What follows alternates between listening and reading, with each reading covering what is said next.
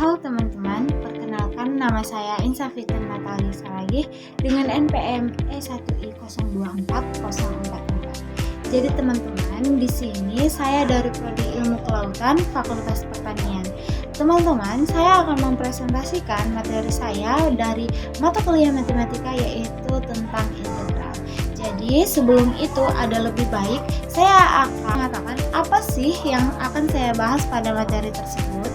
Nah, tentu saja yang pertama saya akan membahas pengertian integral dan antiturunan, lalu aturan dasar integral, lalu integral tentu dan tak tentu, setelah itu metode substitusi, dan yang kelima adalah aplikasi integral seperti luas dan volume.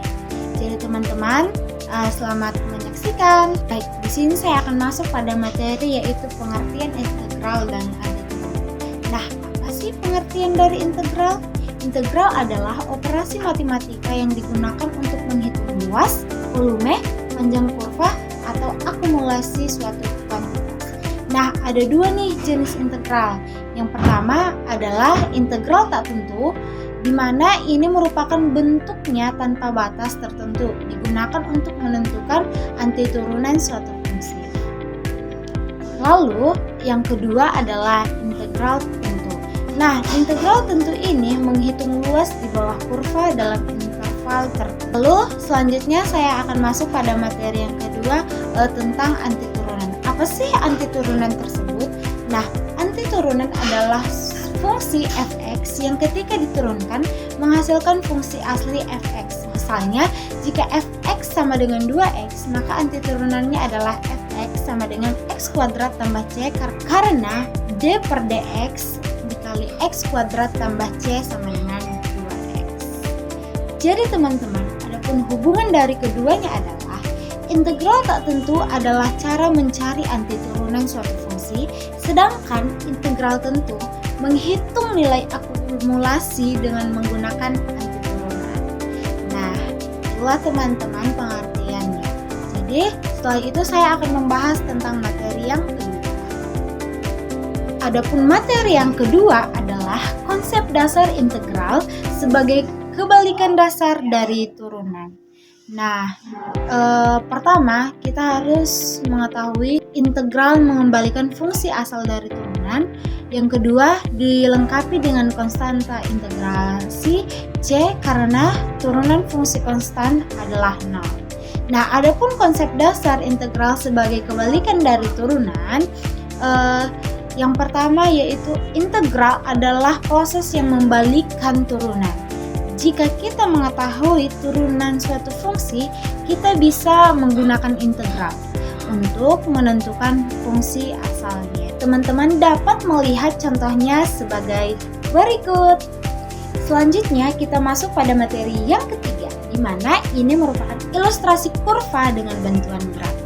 Jadi teman-teman, ini merupakan ilustrasi kurva dengan bantuan graf. Selanjutnya kita masuk pada materi yang keempat, yaitu aturan konstanta dan sifat linearius. Yang pertama adalah aturan konstanta. Aturan konstanta berkaitan dengan transformasi atau operasi matematika di mana konstanta tidak mengaruhi operasi turunan atau integral. Dalam konteks turunan, aturan konstanta menyatakan bahwa jika fx sama dengan c, di mana c adalah konstanta, maka turunan dari fungsi tersebut adalah 0. Lalu yang kedua adalah sifat linearius, di mana sifat linearius mengacu pada kemampuan untuk memanipulasi fungsi atau transformasi yang memenuhi prinsip-prinsip linear, seperti perpaduan, di mana konstanta dan adalah fungsi yang akan digabungkan. Selanjutnya homogenitas, di mana yang berarti jika sebuah fungsi diberikan konstanta, hasilnya akan terpengaruh sesuai dengan perubahan tersebut.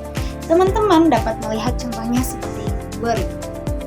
Lalu selanjutnya kita akan membahas tentang perbedaan dari integral tak tentu dan integral tentu.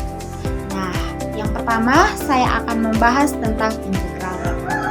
Integral tak tentu adalah integral yang tidak memiliki batas-batas nilai tertentu, sehingga hanya diperbolehkan fungsi umumnya saja disertai suatu konstanta C. Lalu yang kedua, integral tentu. Integral tentu adalah bentuk integral yang variabel integrasinya memiliki batasan yang ditulis di bagian atas dan bawah notasi integral. Contoh soalnya sebagai berikut. Selanjutnya kita akan masuk pada materi substitusi.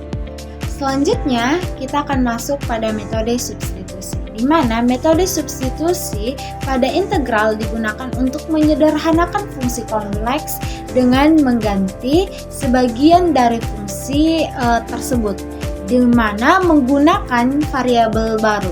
Biasanya disebut sebagai berikut. Adapun langkah-langkahnya adalah yang pertama, identifikasi bagian yang sesuai untuk substitusi. Yang kedua, turunkan.